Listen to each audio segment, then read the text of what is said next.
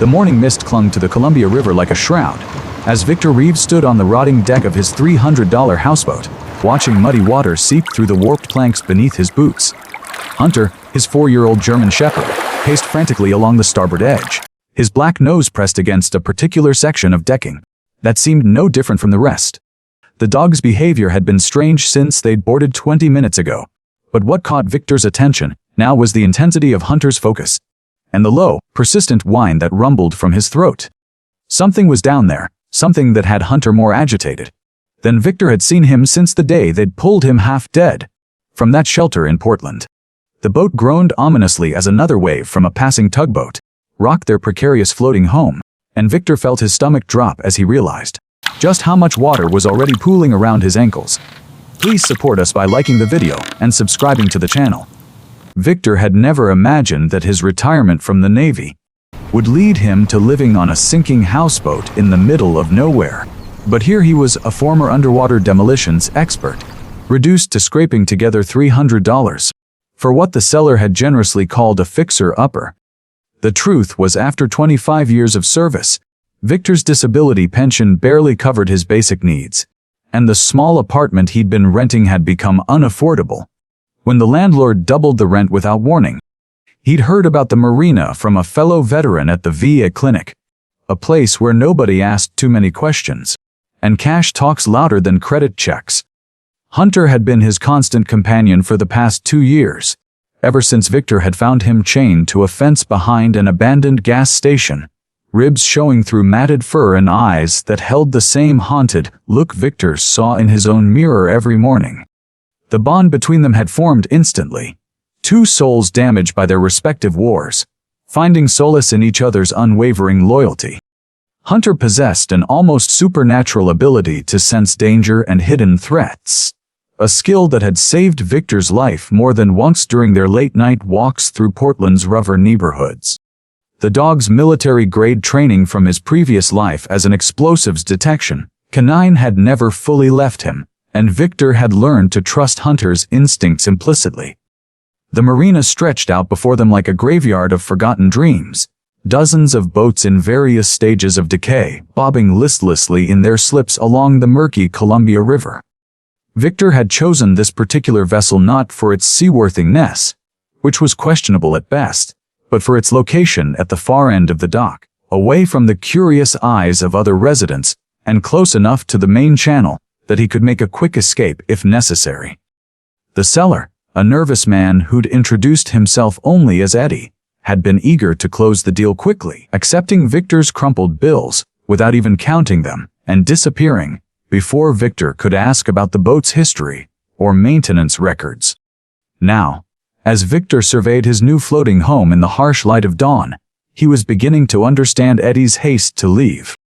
The cabin windows were cracked, the roof leaked in at least 3 places, and the entire structure listed slightly to port, as if the boat were perpetually drunk. But it was his, bought and paid for, and after months of sleeping in his truck, even a sinking houseboat felt like a palace. Hunter had explored every inch of the vessel within minutes of their arrival, methodically sniffing each corner and crevice with the thoroughness of a trained professional. But it was only when they'd returned this morning with their meager possessions that the dog had begun exhibiting this strange fixation with one particular section of the deck. Victor knelt beside Hunter, running his weathered hands over the worn planking, where the dog continued to pace and whine. The wood felt solid enough, though he could detect a subtle difference in the sound when he tapped with his knuckles, a hollow echo that suggested empty space beneath. Hunter's ears perked up at the sound, and he began pawing at the seams between the boards with renewed urgency, his claws scraping against the weathered wood, as if trying to dig through to whatever lay hidden below. Victor's military training kicked in, and he found himself studying the area with tactical precision,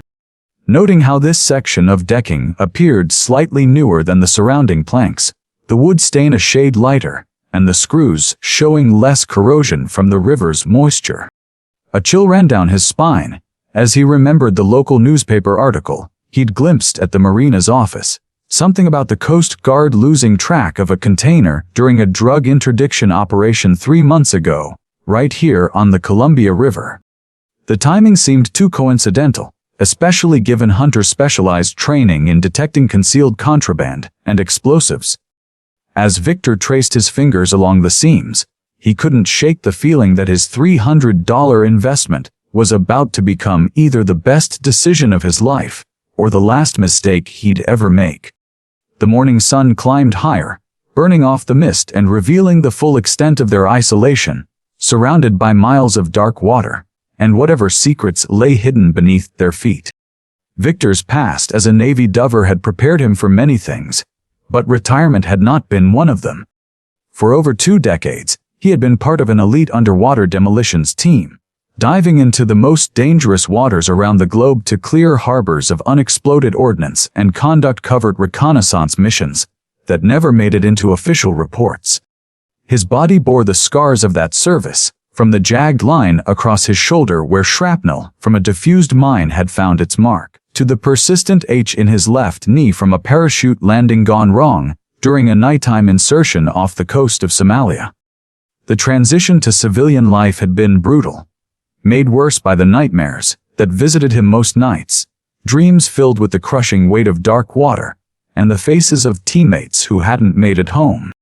The VA doctors had diagnosed him with PTSD and handed him a bottle of pills that made him feel like a stranger in his own skin, but it was Hunter who had truly saved him from drowning in his own darkness.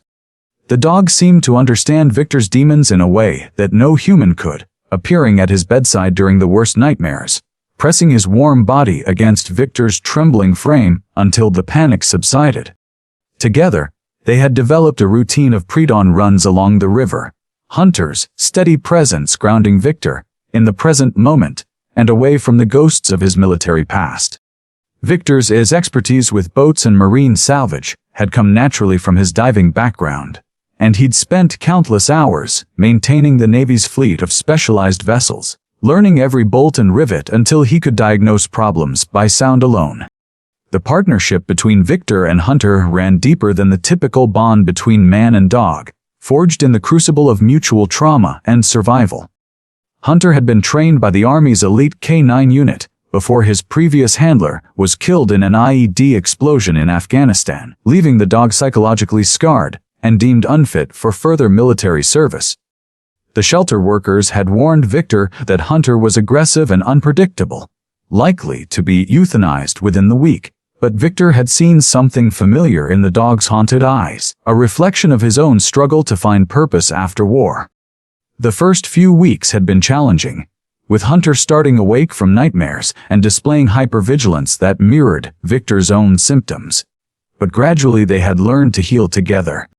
Hunter's nose remained as sharp as ever, capable of detecting explosive residue from impossible distances and distinguishing between dozens of different chemical signatures with an accuracy that put most laboratory equipment to shame. Victor had learned to read Hunter's body language like a tactical manual, understanding the subtle differences between the dog's alert for danger, his indication of hidden contraband, and his warning of approaching strangers. The trust between them was absolute, built on countless nights when they had been each other's only defense against the darkness that threatened to consume them both. Now, as Hunter's behavior suggested the presence of something significant hidden beneath their new home, Victor felt the familiar surge of adrenaline that had once carried him through the most dangerous missions of his military career. Thomas Hawthorne had owned the Riverside Marina for 37 years, watching it slowly decay from a thriving hub of recreational boating into a haven for society's outcasts and forgotten veterans. His weathered face told the story of decades spent working in the Pacific Northwest's harsh climate, deep lines etched around eyes that had seen too much human suffering to maintain many illusions about the world's inherent goodness. Thomas walked with a pronounced limp, the result of a logging accident in his youth that had ended his dreams of following his father into the timber industry, and led him instead to purchase the failing marina with his settlement money. He possessed an encyclopedic knowledge of the Columbia River's hidden channels, dangerous currents, and secret histories, information gathered over decades of pulling bodies from the water, and watching the Coast Guard investigate crimes that never made it into the newspapers. Most residents of the marina paid Thomas in cash, and preferred to keep their conversations brief, but he had a soft spot for fellow veterans and had already taken a liking to Victor and Hunter, recognizing the signs of combat trauma that he'd seen in so many of the men who drifted through his docks, seeking anonymity and peace. Anna Chen appeared at the marina 3 days after Victor's arrival, introducing herself as a journalist investigating environmental concerns along the Columbia River, her credentials impressive and her questions seemingly innocent enough to avoid raising immediate suspicions.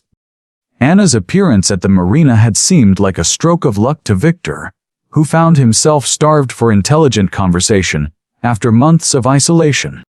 She was an attractive woman in her 30s, with shoulder-length black hair and dark eyes that seemed to absorb every detail of her surroundings, while maintaining an expression of friendly professionalism. Her press credentials identified her as a contributor to several respected environmental magazines, and she carried herself with the confident bearing of someone accustomed to asking difficult questions and getting honest answers. Anna had approached Victor during his second morning at the marina, ostensibly drawn by Hunter's impressive appearance and curious about the story behind a Navy veteran choosing to live on the water in such rustic conditions. Her questions about the river's history and the marina's longtime residents seemed motivated by genuine journalistic curiosity, and Victor found himself opening up about his military background and his struggles with civilian life in a way that surprised him. Anna listened with the practiced attention of a skilled interviewer, occasionally taking notes in a leather-bound journal that never seemed to leave her side, and expressing the kind of empathy that made Victor feel understood rather than pitied.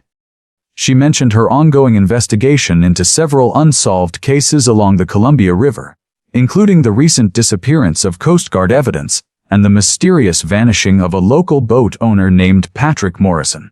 Topics that made Hunter's ears perk up with interest, even though the dog remained wary of Anna's presence in a way that Victor couldn't quite understand. Christopher Martinez was 12 years old and possessed the kind of street-smart intelligence that comes from growing up in a world where adults can't always be trusted to keep their promises or tell the truth. His father owned the small convenience store that served the marina's residents, a cramped building filled with overpriced canned goods, fishing supplies, and the kind of items that people needed when they were trying to live off the grid and below the radar of conventional society. Christopher had been hanging around the docks since he could walk, earning pocket money by running errands for the boat owners and learning to read the subtle social dynamics that governed life in this floating community of misfits and outcasts.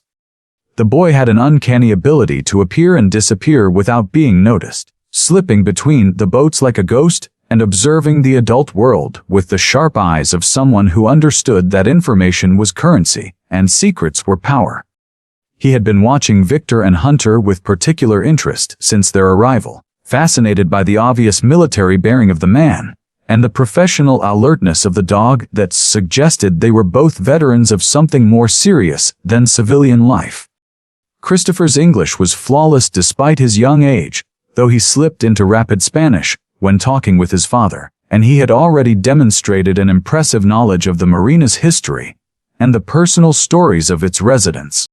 Victor had noticed the boy's intelligence immediately and made an effort to treat him with the respect due to someone who clearly understood more about their surroundings than his age might suggest, a decision that had earned him Christopher's cautious approval and the beginnings of what might become a valuable friendship.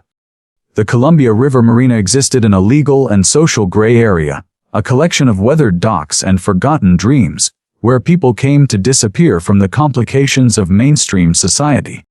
Located 15 miles downriver from Portland, the marina occupied a bend in the Columbia that had once hosted a thriving lumber mill, the concrete foundations of which still poked through the water at low tide like the ribs of some prehistoric beast.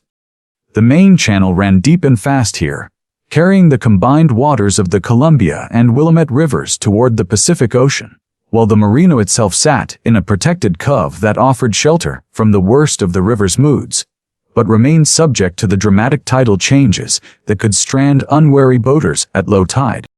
Thomas's office occupied a converted shipping container on the main dock, its walls lined with decades of maritime charts, Coast Guard notices, and faded photographs of boats and people that had long since moved on to other waters. The marina's 43 slips housed an eclectic collection of vessels, from elegant sailboats owned by retirees seeking adventure to barely floating houseboats like Victor's that served as last resort housing for people with nowhere else to go. Cell phone service was spotty at best, internet access was limited to Thomas's office, and the nearest law enforcement was the county sheriff's office 20 miles away, a distance that might as well have been 20,000 miles when trouble erupted in the middle of a stormy night. The surrounding landscape consisted of dense Douglas fir forest that stretched for miles in every direction, broken only by the occasional logging road or hiking trail, creating a sense of isolation that could be either peaceful or ominous depending on one's perspective and current circumstances. Victor spent his first week at the marina learning the routines and unspoken rules that governed life in this floating community, while Hunter continued his obsessive investigation of the suspicious section of decking on their houseboat. The dog's behavior had become more pronounced with each passing day, and Victor had begun to notice subtle changes in the wood that suggested someone had recently been at work beneath their feet. Small scratches around screw heads that indicated recent removal and replacement, and gaps in the caulking that seemed too uniform to be the result of natural weathering. Thomas had been helpful in providing basic information about the marina's facilities and the quirks of river life, but when Victor casually mentioned his boat's previous owner, the older man's expression had darkened noticeably before he changed the subject with obvious reluctance. Anna had become a regular visitor, stopping by most afternoons with coffee and conversation that seemed designed to draw out Victor's memories of his military service and his thoughts about the various mysteries that plagued the Columbia River region, her questions always skillfully disguised as friendly curiosity rather than professional investigation. Christopher had proven to be an invaluable source of local intelligence, sharing stories about the marina's history and its residents with the detailed precision of someone who had been paying attention to adult conversations for years before anyone realized he was listening. The boy had mentioned Patrick Morrison several times, describing him as a quiet man who had kept to himself and worked on his boat late into the night during the weeks before his disappearance. Activities that had struck Christopher as unusual given Patrick's normally social personality and his habit of joining Thomas for evening conversations on the dock. Victor made the decision on a gray Tuesday morning, when Hunter's behavior reached a fever pitch, the dog alternately pawing at the deck and looking up at his master with eyes that seemed to plead for action. Armed with a cordless drill he'd borrowed from Thomas and a pry bar purchased from Christopher's father's store, Victor began the methodical process of removing the screws from the suspicious section of decking, each turn of the drill revealing wood that was indeed newer than the surrounding planks. Hunter watched with intense focus, his tail rigid and ears forward as the first board came free with surprising ease, revealing a glimpse of darkness below that smelled of stagnant water and something else, something metallic and chemical that made Hunter's nostrils flare with recognition. As Victor removed the second and third boards,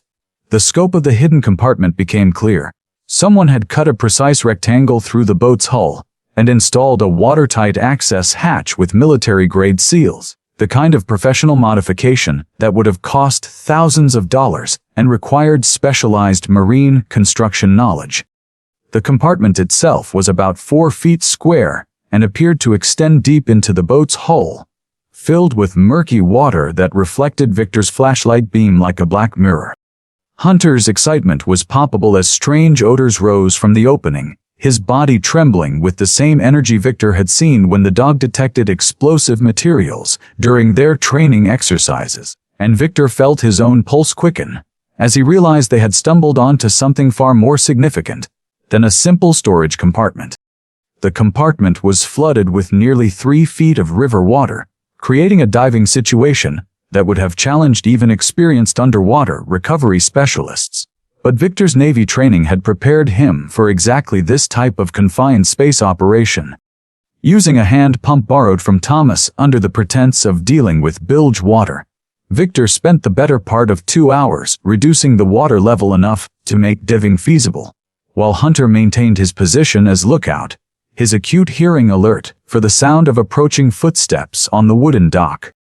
The compartment's dimensions became clearer as the water receded, revealing smooth fiberglass walls that had been professionally sealed and what appeared to be a metal framework designed to secure heavy objects during rough weather or high-speed maneuvering. Victor's flashlight illuminated scratches and scrape marks on the compartment floor that suggested something substantial had been stored here recently, dragged across the surface with enough force to gouge the tough fiberglass material.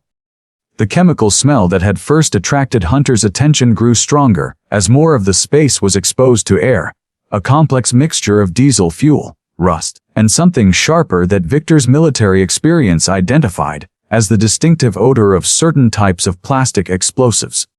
Hunter's behavior had evolved from excited pawing to precise indication behavior, the same focused stillness he had displayed during bomb detection training, suggesting that whatever had been stored in this hidden compartment was exactly the kind of contraband his military handlers had trained him to find.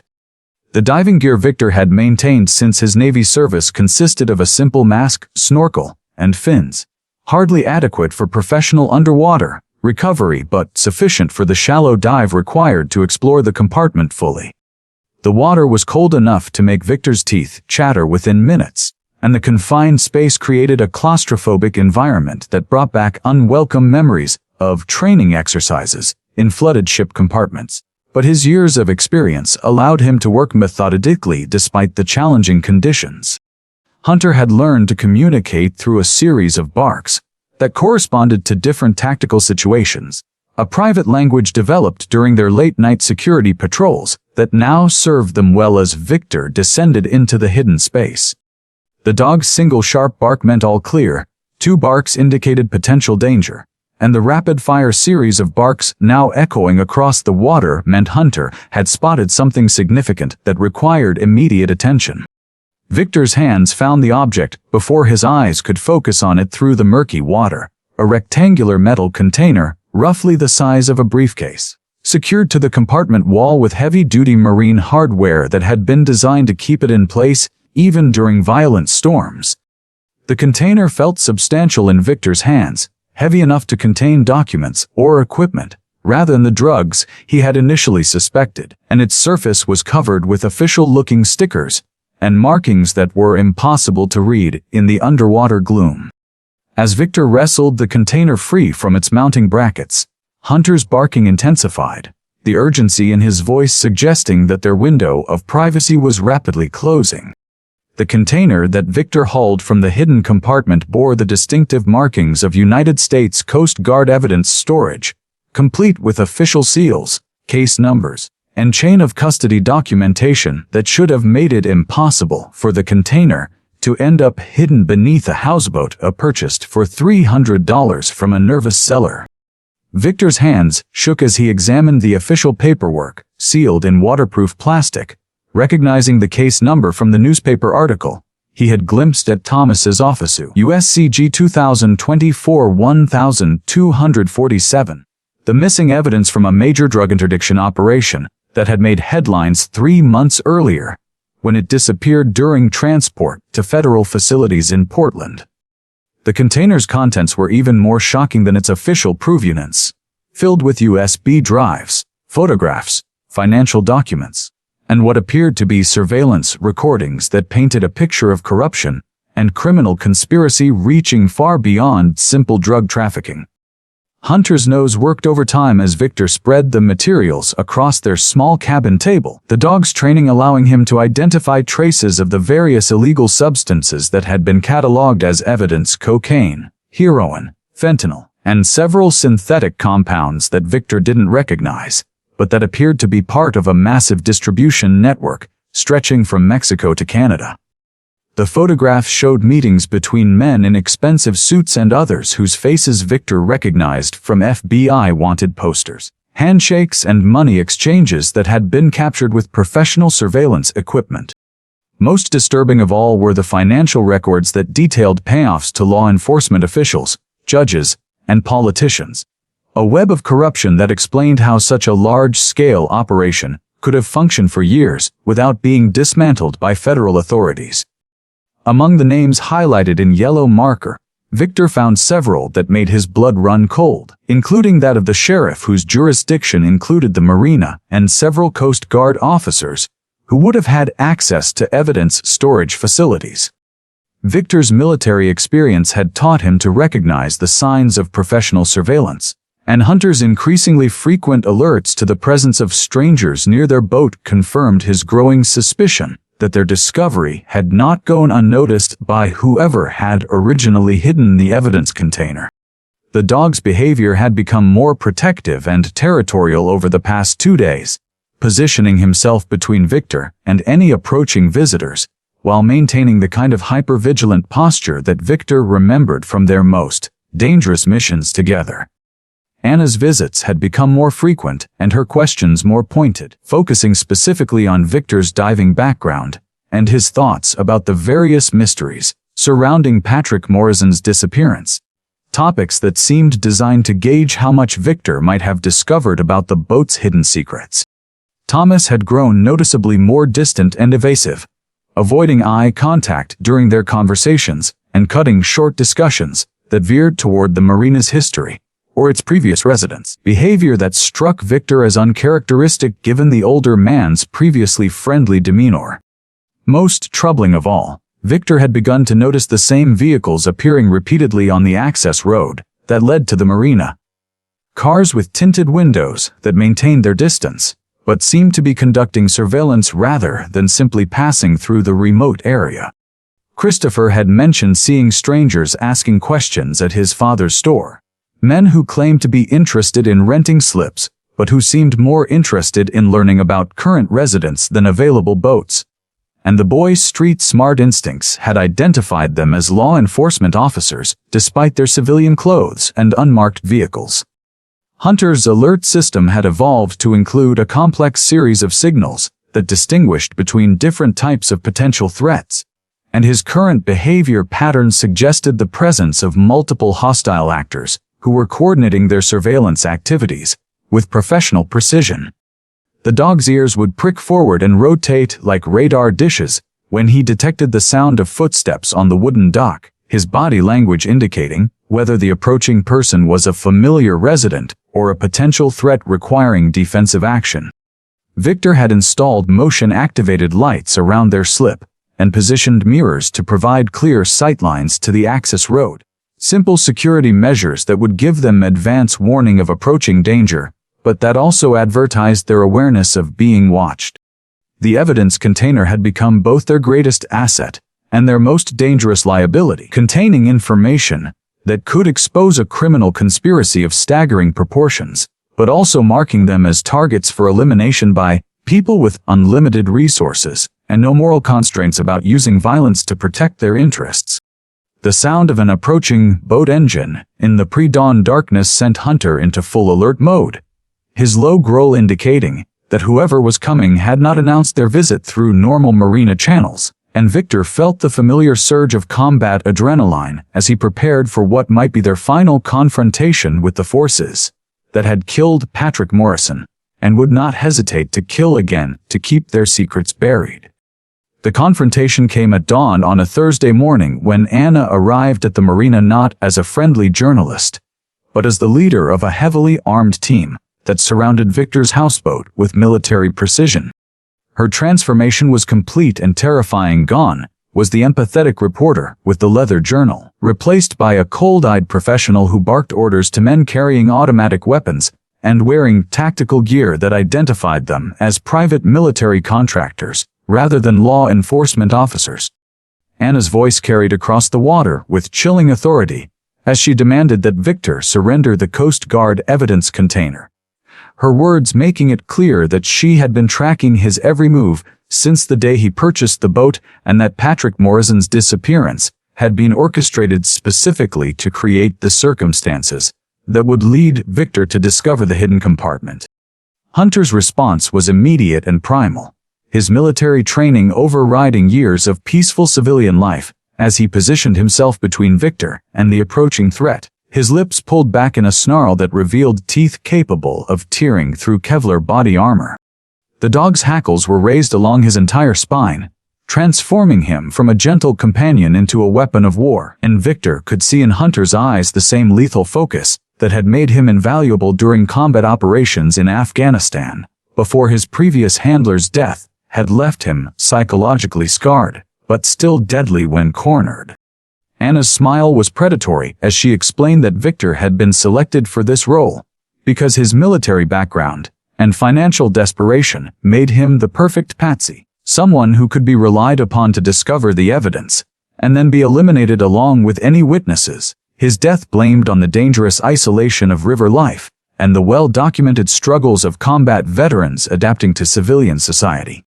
The chase began when Victor started the houseboat's ancient engine and attempted to navigate toward the main channel of the Columbia River, hoping to reach the shipping lanes where commercial traffic might provide witnesses and potential rescue. But Anna's team had anticipated this move and positioned high-speed patrol boats to cut off his escape routes. The fog that rolled in from the Pacific Ocean provided temporary concealment, but also eliminated Victor's ability to navigate by sight, forcing him to rely on his military training and Hunter's superior senses to avoid the submerged obstacles and shifting sandbars that made this stretch of the river treacherous even for experienced pilots. Anna's voice crackled over a loudspeaker as her boats closed in, offering Victor a final chance to surrender the evidence in exchange for a quick death rather than the prolonged torture that would be necessary to extract information about any copies he might have made or people he might have contacted. Hunter's behavior became increasingly frantic as the sound of approaching engines surrounded them, the dog's acute hearing allowing him to track the positions of multiple threats even when they remained invisible in the dense fog. And his low whines indicated that he understood they were being hunted by professionals who would show no mercy to either of them. Victor's knowledge of the river's hidden channels and tidal patterns became their only advantage as he guided the laboring houseboat through passages barely wide enough for their hull, scraping past rotting pilings and abandoned dock structures that had been reclaimed by decades of river flooding and debris accumulation. Anna's tactical superiority became apparent when the houseboat's engine finally succumbed to the strain of high-speed operation and died with a mechanical death rattle that echoed across the water like a funeral bell. Victor's attempts to restart the motor were futile, leaving them drifting helplessly in a backwater channel, while the sound of approaching patrol boats grew steadily louder through the fog, and Hunter's increasingly desperate barks indicated that the dog understood their situation had become critical. The houseboat's hull scraped against a submerged sandbar, with a grinding sound that announced their location to anyone within a mile radius, and Victor realized that their only hope lay in abandoning the boat and attempting to reach shore through water that was both frigid enough to cause hypothermia within minutes and contaminated with industrial pollutants that caused chemical burns on exposed skin. Hunter made the decision for both of them, leaping from the deck into the dark water without hesitation and immediately beginning to swim toward the nearest shoreline, his powerful strokes cutting through the current with the efficiency of a military working dog who had been trained for water rescue operations in combat zones. Victor grabbed the evidence container and followed his partner into the river, the shock of the cold water driving the breath from his lungs and sending spasms through muscles that had been weakened by years of civilian life, but that still retained enough strength to carry him toward the distant tree line.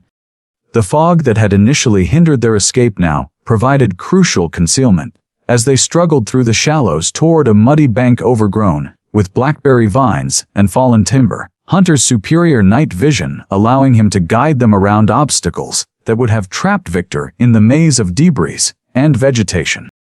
Christopher Martinez had been watching the drama unfold from his bedroom window overlooking the marina when the sound of gunfire sent him racing through the forest trails that connected his father's store to the remote channels where Victor and Hunter were fighting for their lives. The boy's intimate knowledge of the area's hidden paths and his small size allowed him to move through the dense undergrowth without being detected by Anna's search teams, And his quick thinking led him to Thomas's workshop, where the old marina owner kept an emergency radio capable of reaching the Coast Guard station in Astoria. Thomas was initially reluctant to believe Christopher's breathless account of armed men hunting Victor and Hunter through the river channels, but the distant sound of automatic weapons fire and the boy's detailed description of the tactical gear worn by Anna's team convinced him that this was no misunderstanding or domestic dispute. The emergency broadcast that Thomas transmitted identified the situation as an armed assault on federal witnesses in possession of evidence related to a major criminal conspiracy, a message that would bypass local law enforcement agencies that might be compromised and reach federal authorities who could respond with appropriate force. Christopher refused to remain safely at the marina office, instead leading Thomas along a deer trail that paralleled the river channel where Victor and Hunter had gone ashore, his knowledge of every fallen log and hidden creek allowing them to move quickly toward the sounds of pursuit without being spotted by Anna's search teams. The boy's courage impressed Thomas, who had served 2 tours in Vietnam and recognized the kind of tactical intelligence and moral conviction that made the difference between victory and defeat when facing overwhelming odds. And together they began formulating a plan to provide Victor and Hunter with the support they needed to survive until federal reinforcements could arrive. The first twist that shattered Victor's understanding of the situation came when Anna cornered them in a clearing beside an abandoned logging road, her weapon trained on Victor while her team maintained overwatch positions that made escape impossible. Her confession was delivered with the casual cruelty of someone who took pleasure in psychological manipulation, revealing that the evidence container Victor had risked everything protect was actually an elaborate fake filled with doctored documents and staged photographs designed to implicate innocent people while protecting the real criminal conspiracy. Anna's true identity was that of a cartel enforcer who had infiltrated federal law enforcement agencies years earlier, rising through the ranks while feeding information to drug traffickers and eliminating witnesses who posed threats to the operation, and the missing Coast Guard evidence had been destroyed months ago, after its contents were copied and distributed to ensure that no single person could expose the full scope of the corruption. The real Patrick Morrison had discovered Anna's true identity during his own investigation into suspicious activities at the marina, but instead of going to the authorities, he had attempted to blackmail her for money to pay off gambling debts that had left him desperate and vulnerable to coercion. Anna's smile was genuinely amused as she explained how she had recruited Victor specifically because his military background and financial desperation made him the perfect fall guy. Someone whose discovery of the planted evidence would provide a convenient cover story for eliminating the few remaining witnesses who could connect her to Morrison's murder. Hunter's growling intensified as Anna spoke, the dog's training allowing him to recognize the psychological tactics being employed and his loyalty to Victor overriding any concern for his own safety as he prepared to attack despite the overwhelming firepower arrayed against them. The second twist proved even more devastating when Thomas emerged from the forest not as their rescuer, but as Anna's partner, his weathered face twisted with an expression that combined guilt and determination as he revealed that he had been feeding information to the criminal organization for over a decade. Thomas's transformation from helpful marina owner to criminal conspirator was complete and heartbreaking. His confession delivered in the same gentle voice that had welcomed Victor to the community, while simultaneously planning his destruction. The old man's limp was apparently genuine, the result of a logging accident that had left him drowning in medical debt and vulnerable to recruitment by criminals who offered easy money in exchange for information about federal investigations and the identities of potential witnesses. Thomas had orchestrated Victor's purchase of Morrison's boat, ensuring that the evidence container would be discovered by someone whose military background made him both capable of understanding its significance and naive enough to trust the wrong people with the information. His role as Anna's inside man had given him access to federal communications and advance warning of law enforcement operations, allowing the criminal organization to stay one step ahead of investigators while eliminating threats with surgical precision. The marina itself served as a perfect base of operations, isolated enough to avoid casual surveillance, but accessible enough to serve as a way station for drug shipments moving between Mexico and Canada along the Columbia River corridor.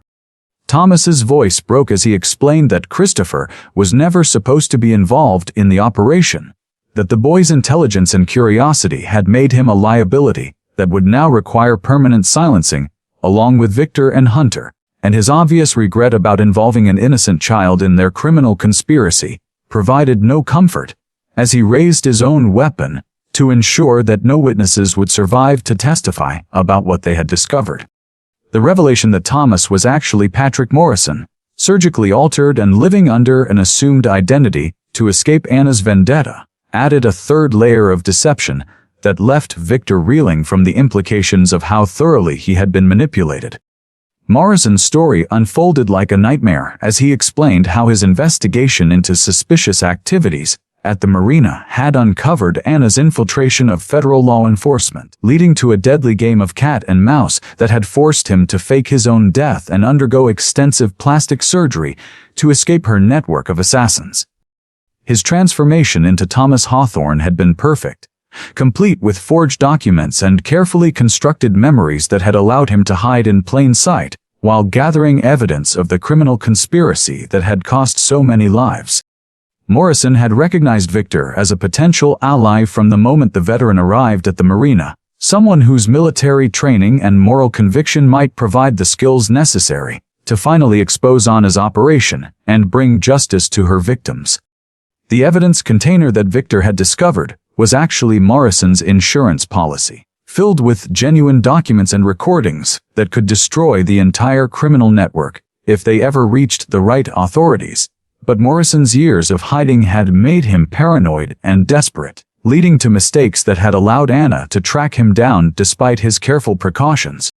Hunter's behavior toward Thomas finally made sense as Victor realized that the dog's military training had allowed him to detect subtle inconsistencies in the old man's scent and behavior, signs that his identity was not what it appeared to be, and the German Shepherd's instincts had been warning Victor about the deception even when his human intelligence failed to recognize the danger. Morrison's plan to use Victor as an unwitting agent had been clever but ultimately flawed, relying on assumptions about human nature that failed to account for the unpredictable variables introduced by Anna's ruthless efficiency and Hunter's supernatural ability to detect threats that remained hidden from normal observation. The confrontation reached its climax when Christopher's appearance with a genuine Coast Guard rescue team caught Anna's forces in a crossfire that turned the isolated clearing into a battlefield where the rules of engagement were determined by survival instincts rather than legal procedures. The boy's courage in leading the federal agents through treacherous terrain under cover of darkness had provided Victor and Hunter with the reinforcements they needed to survive. But the firefight that erupted around them was chaotic and deadly, with automatic weapons fire echoing through the forest as both sides fought for control of the evidence that would determine whether justice or corruption would prevail. Hunter's military training reasserted itself in the combat environment, transforming him from a protective companion into a tactical asset who could identify enemy positions through scent and sound while moving through the underbrush with stealth that would have impressed his former military handlers. Victor's own combat instincts returned with surprising intensity as he coordinated with the Coast Guard team to outflank Anna's positions. His knowledge of small unit tactics and woodland warfare proving invaluable in the confined terrain where superior firepower meant less than superior positioning and tactical intelligence. Morrison fought alongside them with the desperate courage of a man who had spent years hiding from killers and finally saw an opportunity to end his torment, his intimate knowledge of the terrain providing crucial advantages that helped offset Anna's tactical superiority and professional military contractors. The battle's outcome remained uncertain until Hunter's decisive intervention eliminated Anna's command structure. By attacking her personally, the German Shepherd's training and natural protective instincts combining to neutralize the primary threat, while the Coast Guard team mopped up her remaining forces, finally bringing an end to a criminal conspiracy that had cost dozens of lives and corrupted institutions that were supposed to protect innocent people from exactly this kind of violence. The aftermath of the firefight left the Columbia River Marina transformed from a quiet refuge for society's forgotten into a federal crime scene that would be studied by law enforcement academies for decades to come. Anna Chen's criminal organization, which had operated with impunity for over 8 years, was systematically dismantled by a joint task force of FBI agents, Coast Guard investigators, and DEA specialists who used Morrison's evidence container to trace connections that stretched from Mexican cartels to corrupt officials in Washington, D.C. The scope of the conspiracy was staggering even to federal prosecutors, who had seen their share of organized crime cases. 57 arrests were made in the first week alone, including 2 sitting judges, a dozen law enforcement officers, and 3 members of Congress whose votes on drug policy legislation had been purchased with cartel money laundered through shell companies registered in tax havens around the world.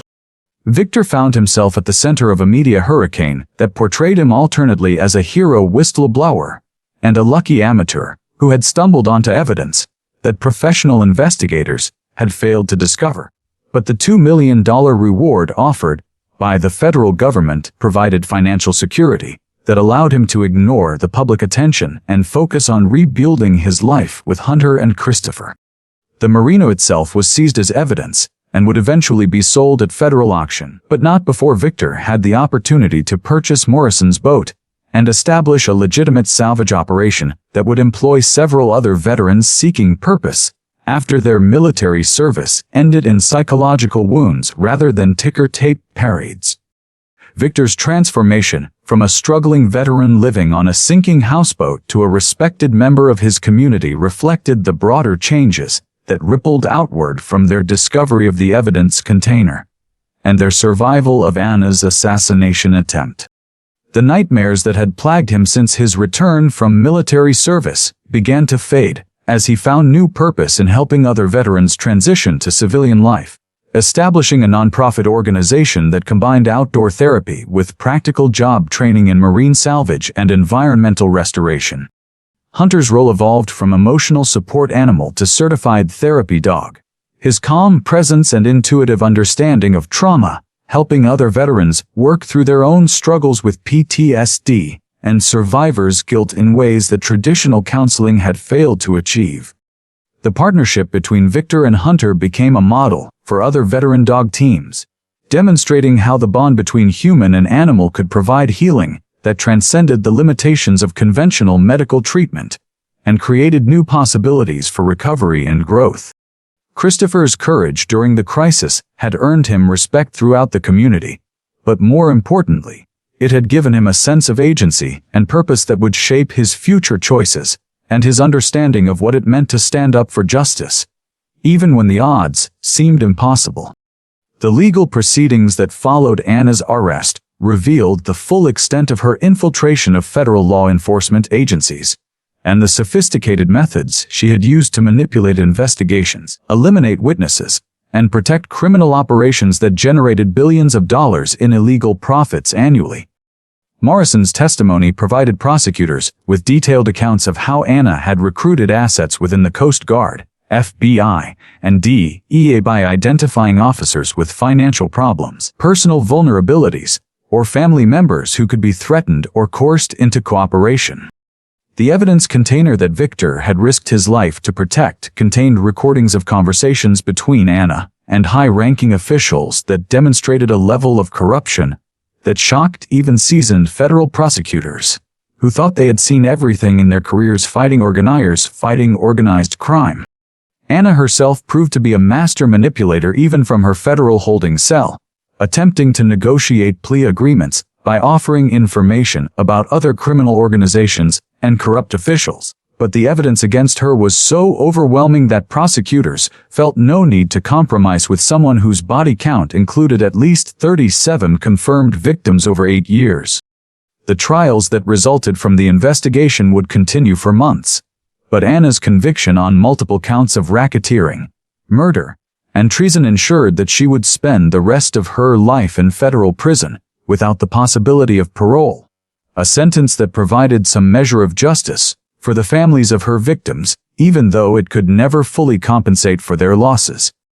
Victor's relationship with Christopher deepened as the legal proceedings unfolded, the shared trauma of their experience creating a bond that transcended the difference in their ages and backgrounds. And when Christopher's father decided to relocate to California to escape the media attention, Victor formally adopted the boy as his son.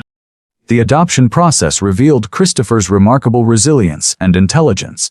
qualities that had allowed him to navigate the complex adult world of the marina while maintaining his essential optimism and moral clarity. And Victor found that being responsible for the boy's welfare gave him a sense of purpose that his military service had never quite provided.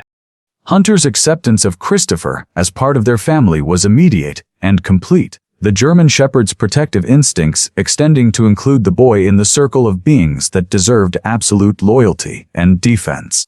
And their daily routine soon revolved around Christopher's school schedule and extracurricular activities, rather than the aimless drifting that had characterized Victor's early retirement. The three of them established new traditions that honored both their individual histories and their shared future. Weekly visits to Morrison's grave, where they left flowers and shared stories about the man whose sacrifice had made their survival possible. Monthly camping trips that allowed Hunter to use his wilderness skills while teaching Christopher outdoor survival techniques that Victor hoped the boy would never need to use in a life or death situation. And annual volunteering at the local animal shelter, where they helped train rescue dogs for placement with other veterans, seeking the kind of healing partnership that had saved Victor's life. Their home became a gathering place for other veterans and their families, an informal support network that provided practical assistance and emotional healing without the bureaucratic obstacles that often prevented official programs from reaching the people who needed help most desperately. The legacy of their discovery extended far beyond the specific criminal conspiracy they had helped expose, inspiring federal legislation that strengthened oversight of law enforcement agencies and created new protections for whistleblowers who risked their lives to expose corruption within government institutions. Victor's testimony before congressional committees was covered extensively by national media outlets that portrayed him as a symbol of the courage and integrity that defined America's military veterans at their best. But he remained uncomfortable with public attention and preferred to focus on the practical work of helping other veterans find purpose and healing in civilian life. The foundation he established used the federal reward money to purchase property along the Columbia River that was developed into a residential treatment facility,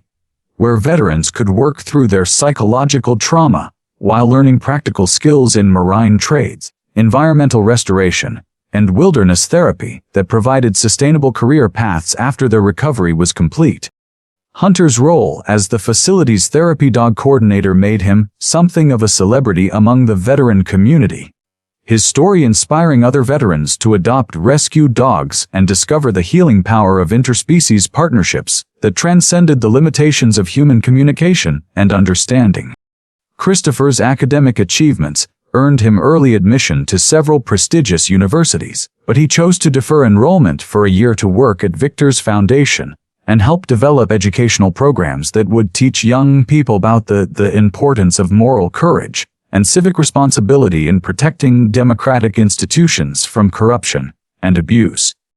The quiet heroism of their daily work attracted less media attention than their dramatic confrontation with Anna's criminal organization, but Victor understood that lasting change came through patient dedication to helping individual people, rather than through spectacular gestures that made headlines but failed to address the underlying problems that created conditions for corruption and injustice to flourish. Sometimes the greatest battles are fought not with weapons and tactics, but with the quiet courage to do what is right when no one is watching, and the unwavering loyalty that defines the bond between those who have faced danger together and emerged stronger for the experience. Victor often reflected on this truth as he watched Hunter training with new rescue dogs at their facility. The German Shepherd's patient instruction of younger animals, mirroring Victor's own work with veterans who were struggling to find their place in a civilian world that often failed to understand or appreciate their service and sacrifice. The marina where their adventure had begun was eventually transformed into a memorial park that honored the victims of Anna's conspiracy while serving as a reminder that vigilance was the price of freedom, and that ordinary citizens had both the responsibility and the power to expose corruption wherever it took root. Christopher's growth from a street-smart 12-year-old into a confident young man preparing for college demonstrated the resilience of the human spirit and the transformative power of stable relationships built on mutual respect and unconditional support, qualities that Victor had learned to value above the material success that civilian society often prioritized over character and integrity. If you have a story about someone who showed extraordinary loyalty or courage in your life, we would love to hear about it in the comments below, because these stories remind us that heroism is not reserved for dramatic moments, but can be found in the daily choices we make to support and protect those we care about. The bond between veterans and their service animals represents one of the most powerful examples of interspecies partnership in overcoming trauma and finding new purpose after experiencing the worst that humanity can inflict on itself. And these relationships deserve our support and recognition as we work to build communities that honor service while providing practical assistance to those who have sacrificed for our freedom. Please subscribe to our channel to hear more stories about the courage and resilience that define America's veterans and their families, because these accounts of ordinary people doing extraordinary things provide hope and inspiration in a world that sometimes seems dominated by selfishness and corruption rather than the values of service and sacrifice that have always been the foundation of our democracy. The next video will explore another remarkable story of survival and redemption, so click on the screen now to continue this journey with us. And remember to thank a veteran and their family for their service the next time you have the opportunity, because their willingness to stand guard against those who would harm the innocent is what allows the rest of us to sleep peacefully at night, knowing that good people are watching over us even when we are unaware of the dangers that surround us in an imperfect but still beautiful world.